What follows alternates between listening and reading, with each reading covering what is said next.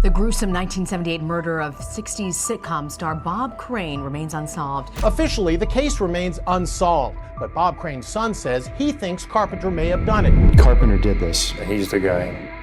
No doubt. No doubt.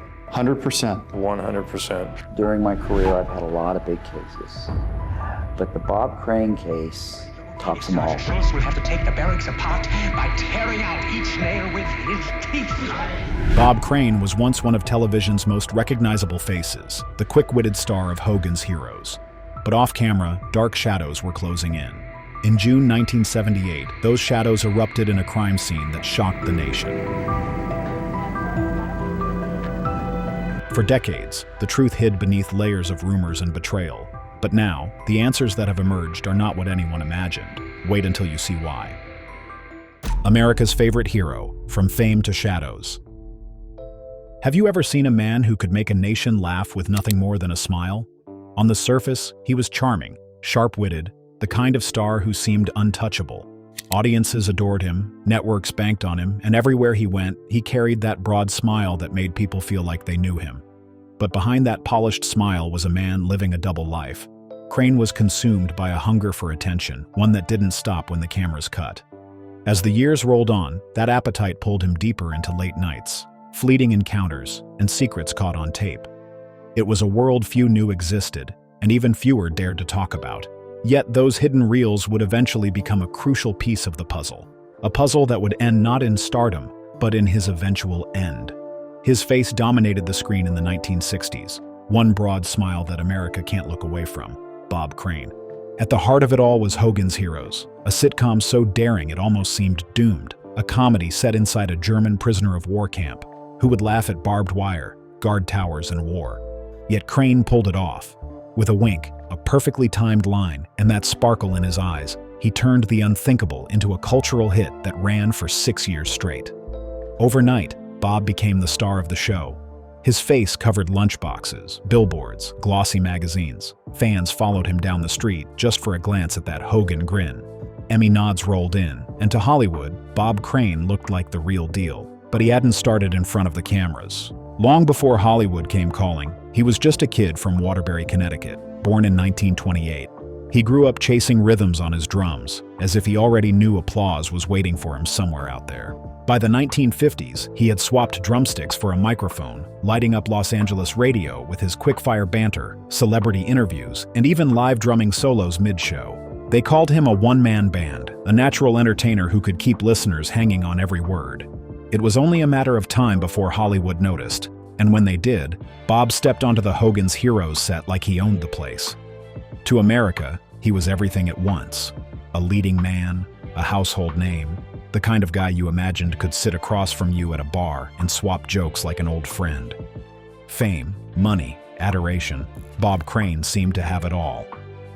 But here's the thing, when a man shines that bright, the shadows behind him often grow darker. Behind the laughter, behind the perfect smile, something was quietly taking shape. Something that no one, not the fans, not the studios, not even his closest friends saw coming. And what Crane was hiding would one day shatter everything. A dangerous obsession. The world thought it knew Bob Crane. He was the kind of man people envied, but away from the spotlight, something else stirred beneath that polished surface. The applause that once filled him no longer seemed enough, and a different craving began to take its place. It started small, the way most obsessions do, hidden in late nights and quiet secrets. But soon, the lines between Bob Crane, the beloved actor, and Bob Crane, the man chasing shadows, blurred into something dangerous. By the time Hollywood noticed, the stage lights weren't the only things flickering around him. The late 60s saw him drifting into dimly lit bars after work, neon colors rippling across his face as strangers lifted glasses around him. To the crowd, he looked like just another celebrity unwinding. But Bob wasn't there for the drinks or the company. His eyes carried a hunger that had nothing to do with stardom. He had found a new thrill, one no script could offer. Bob Crane was filming his private life, capturing every forbidden moment with women on bulky video cameras that were still years ahead of their time. And here's where the chill creeps in. Many of the women caught on tape had no idea they were being recorded. Then came along John Carpenter, not the horror director, but a smooth-talking salesman who knew every trick of the new video technology. When the two met, it was like gasoline finding a match. Carpenter wasn't just a friend, he was Bob's partner in crime, hooking him up with the latest cameras and recorders, setting up hotel rooms with hidden setups, and even joining him on late-night adventures. Soon, hotel rooms transformed into makeshift sets, wires laid out across carpets, the steady whir of a recorder buzzing in the background as the two plotted their next move. For Bob, it wasn't just a pastime. It gradually became a secret rush that made him feel alive, like he was directing his own private movie. Friends noticed him bragging about his collection, slipping away from sets with camera bags clutched tight, grinning like a man who knew he was living a double life. On the surface, he was still the golden boy, signing autographs, having interviews, and laughing. Behind closed doors, he was chasing a dangerous high that no fame could match. But those tapes weren't just souvenirs of reckless nights. They were evidence, explosive, damning evidence. A ticking bomb waiting to shatter his career, his family, and every carefully crafted piece of his image. And with Carpenter at his side, that bomb was only getting bigger. The question wasn't if it would go off. The question was, who would light the fuse? Those tapes were Bob's pride. Dangerous, incriminating, and too tempting for others to ignore. It was no longer a matter of if it would bring trouble, but when. A life falling apart. At a glance, Bob Crane's life looked untouched, almost too perfect to question. The smiling star, the quick-witted colonel who seemed to have it all, fame, family, and charm that never missed. But under that polished cover, something was shifting. Not in a dramatic crash, but in small, almost invisible ways. A restless look that stayed too long, a laugh that didn't quite reach his eyes, a silence at home that grew heavier with each passing night. The cracks weren't obvious at first, but once you saw them, you couldn't unsee them, and soon, they would spread wide enough to swallow everything. These very cracks in Bob Crane's life didn't appear all at once. They crept in quietly, like shadows slipping under a door, until the picture-perfect world he had built began to look more like a set about to collapse. His marriage to Patricia Olson, the woman audiences knew as Hilda, had once looked like the kind of Hollywood fairy tale that ended with a neat little bow. They had a child, a polished home, and the glow of fame to carry them through. But behind that glossy image, things were unraveling. Picture tense dinners, where silence was louder than words. Patricia frowning across the table while Bob avoided her eyes, and children overhearing muffled arguments through bedroom doors. Then came Bob's late-night errands. The routine was always the same. Camera bag slung over his shoulder, car keys in hand, and the front door clicking shut behind him. There were no explanations, no apologies, just the sound of tires fading into the night, leaving his family to wonder what could possibly be more important than them. Even on set, the difference was clear. The once magnetic Bob Crane, who could hold a room with ease, now seemed jumpy and distracted. His jokes still landed, but his eyes told a different story, darting around as though he expected bad news to fall from the ceiling. A ringing phone made him flinch. Casual questions about his plans left him defensive, and his answers appeared forced and uneasy. Crew members whispered about the change, noticing how often his temper snapped, or how his thoughts drifted mid-scene, as though his mind was stuck somewhere it didn't belong. That somewhere was with the tapes. The endless recordings, the late-night sessions with John Carpenter, the secret life that Bob couldn't resist feeding. But the more he fed it, the more dangerous it became. Whispers of exposure haunted him. He checked locks twice, sometimes 3 times, muttering about keeping things quiet. He laughed off suspicions, but the laughter often was hollow, leaving more questions than answers. And here's the haunting truth. Bob's paranoia wasn't unfounded. Those tapes weren't just skeletons in his closet. They were dynamite waiting for a spark. With every night he slipped away, with every reel of film tucked into his bag, Bob pushed himself closer to a scandal that could destroy everything he had left. The mask of Colonel Hogan was slipping, and the man underneath was terrified of what would happen when the world finally saw him for who he really was. Because if someone decided to talk, or worse, show Bob's secrets, it wouldn't just ruin him, it would finish him. Hit the like button if you're already sensing how close Bob Crane's double life was to collapsing. Because the deeper we go, the darker this story becomes. A brutal end in Scottsdale. June 29, 1978 began like any other morning in Scottsdale, Arizona. But before the day was done, Bob Crane's life and reputation would be shattered in ways no scriptwriter could dream up. His phone calls had gone unanswered, and concern was beginning to stir. He was running very late for the set, and this was unlike him.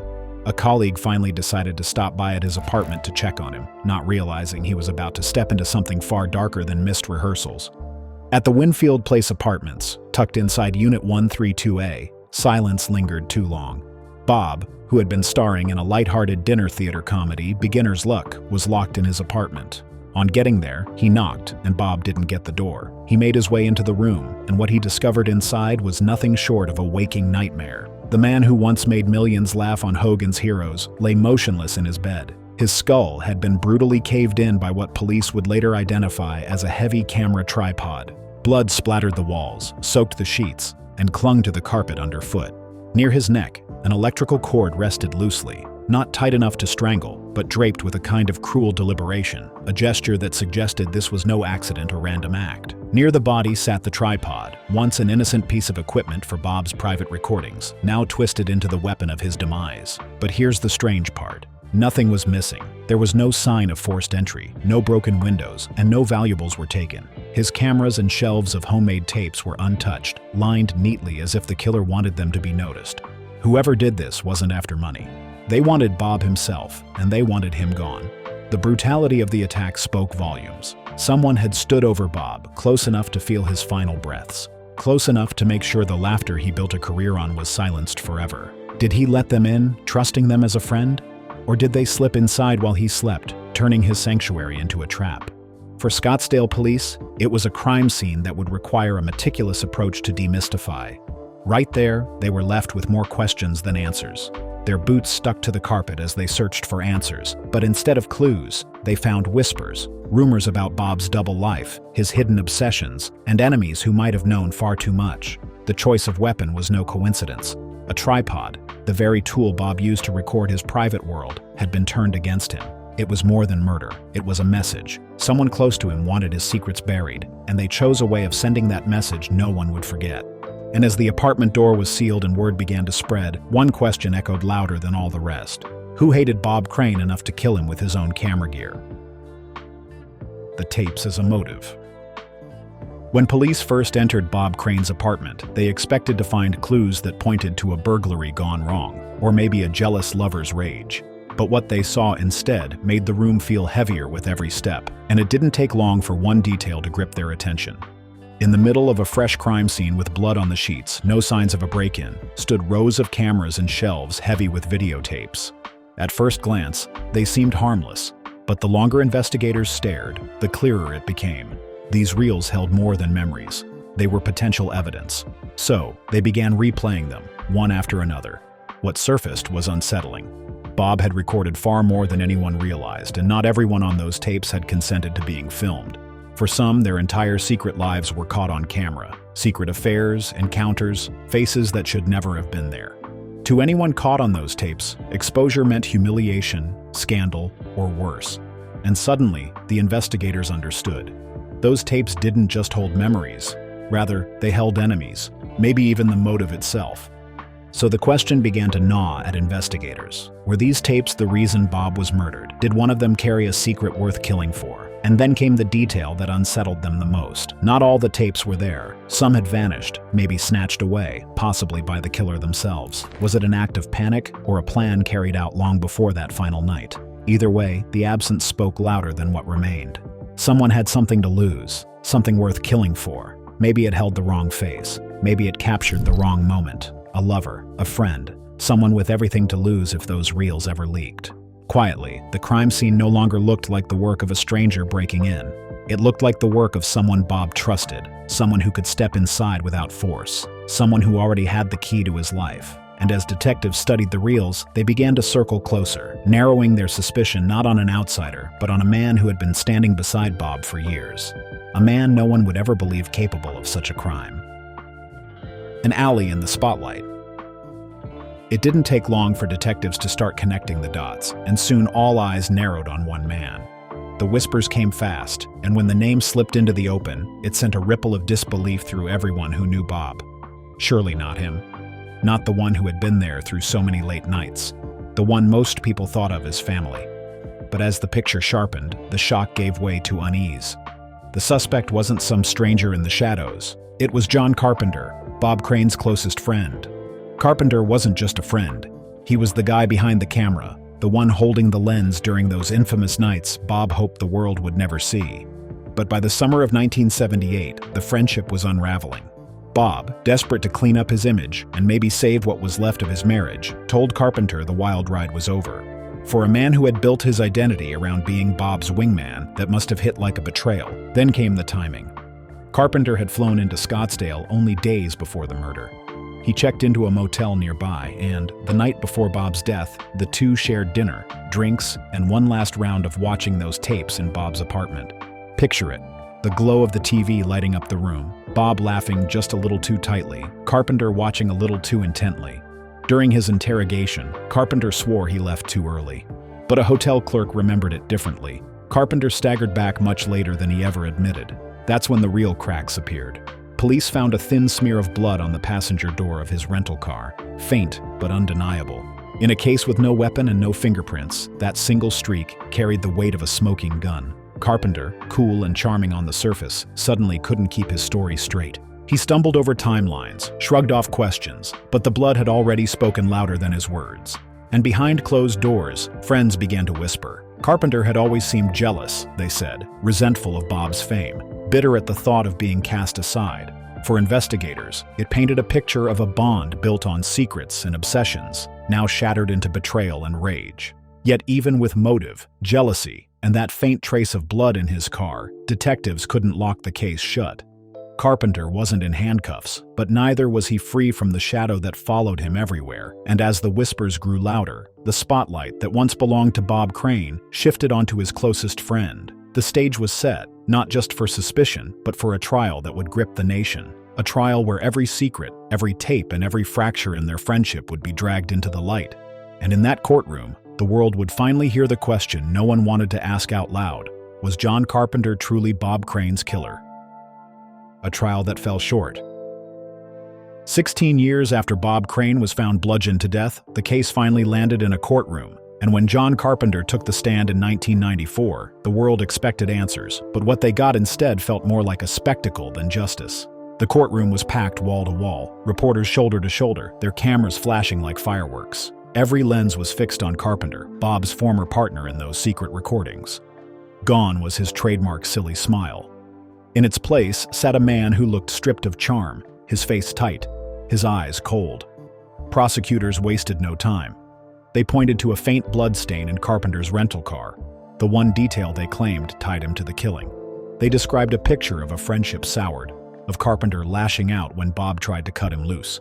On paper, it sounded like a motive. In the courtroom, it sounded personal, but the cracks showed fast. That blood? It was Bob's type, yes, but the science back in 1978 was laughably crude.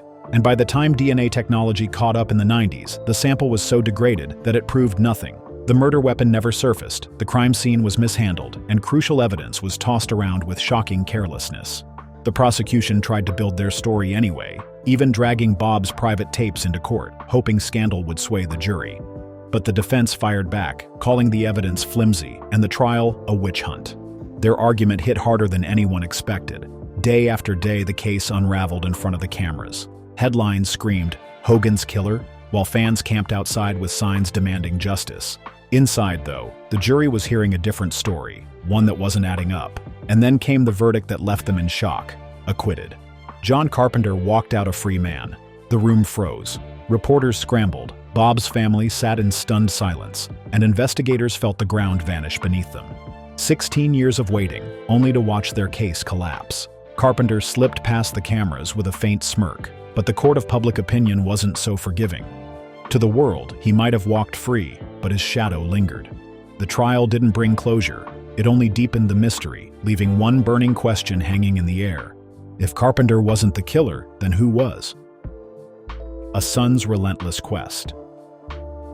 When the justice system slammed the door shut on Bob Crane's murder, his son, Robert Jr., refused to let it stay closed. He wasn't ready to let his father's name be remembered as just another cold case headline. He combed through every page of the investigation available to him, every smudge of faded ink, uncovering mistakes that made his blood run cold. Crime scene bags left unsealed, a tripod smeared with blood that never saw a proper test. Witnesses who swore they saw John Carpenter near Bob's apartment never called to testify. The deeper Robert went, the clearer it became. The investigation hadn't just been sloppy, it had been disastrous. So he started digging on his own. Old friends, co-stars, even bartenders who once poured his father a drink. Piece by piece, they gave him fragments of Bob's final days, a man trying to escape the spiral of his own obsession, desperate to hold on to his family and career. But one thing haunted Robert more than all the rest: those tapes, hundreds of them. Some are locked away in evidence rooms. Others are missing altogether, as if someone wanted them gone. Robert felt there was a truth the jury never saw. Carpenter wasn't innocent. He was protected by mistakes, oversights, and maybe something shadier. And so, night after night, Robert chased what the police had buried, like clues, timelines, details no one cared to see. Because to him, this wasn't about revenge. It was about giving his father back his dignity, piece by piece. But in the shadows of those forgotten tapes, he would soon uncover something that would shake everything he thought he knew. And wait until you hear what Robert found buried in those files. The breakthrough that changed everything. For years, Bob Crane's murder felt like a wound that would never close. Then, decades later, a single drop of blood finally whispered the truth. It wasn't the headlines or the tabloids that cracked it, but a quiet room, cold with fluorescent light, where a few determined scientists leaned over evidence that had been gathering dust since the late 70s. That evidence? A faint stain, so small most eyes would miss it, smeared on the inside of a car door. Back in 1978, it was nothing more than suspicion. But in the early 2000s, when Scottsdale police decided to give the case one last chance, technology had caught up. Under the scope of modern DNA testing, that creepy smear came alive, proving it belonged to Bob Crane. That car belonged to John Carpenter, and just like that, years of speculation hardened into certainty. He wasn't just a friend in the wrong place at the wrong time. He was in it, right there, wrapped in the blood of the man he claimed to stand beside. The motive was as raw as it gets. Bob had begun to pull away, determined to leave behind the seedy tapes and reclaim the family life he was losing. Carpenter wasn't ready to be cut loose. Imagine that night, two men in a Scottsdale apartment, silence heavy between them, maybe an argument sparking over one last recording. Then, the rage. A camera tripod lifted in fury, the sound of metal against bone. A friendship was shattered in the ugliest way imaginable. Carpenter never faced justice. He died in September 1998, years before the truth caught up with him. But when the DNA spoke, it stripped away the doubt and left Bob's family with the kind of answer no one really wants. Final, but bitter. And here's the cruel twist. The world didn't remember him as the charming star of Hogan's Heroes. Instead, his legacy was buried beneath scandal, crime scene photos, and endless reruns of a tragedy. His son Robert fought to pull his father's name back into the light, but for many, the story had already been rewritten. Fame had given Bob everything, then abandoned him when he needed it most. But one question still tarries in the shadows. Did Carpenter really act alone, or was there something darker no one has ever uncovered? Before we move on, I want to hear your take. Do you believe justice was truly served, or do you think there's still more hiding in this story? Share your thoughts in the comment section below, and don't forget to subscribe, because the next mystery is one you won't want to miss. Thanks for watching. See you in the next one.